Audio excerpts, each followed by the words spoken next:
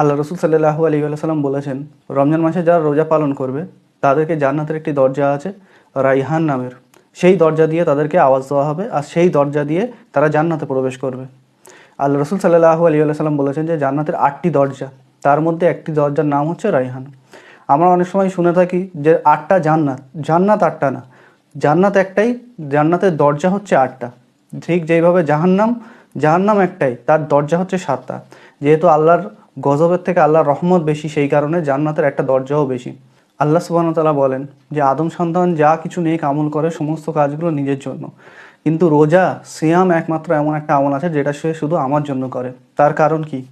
আমরা দান সদকা করি, আমরা সালাত কায়েম করি, বা আমরা নানান ইবাদত যেগুলো করি সমস্ত জিনিসগুলো লোক দেখা পায়, কিন্তু সিয়াম রোজা একমাত্র এমন একটা ইবাদত যার সাক্ষী শুধু আল্লাহ।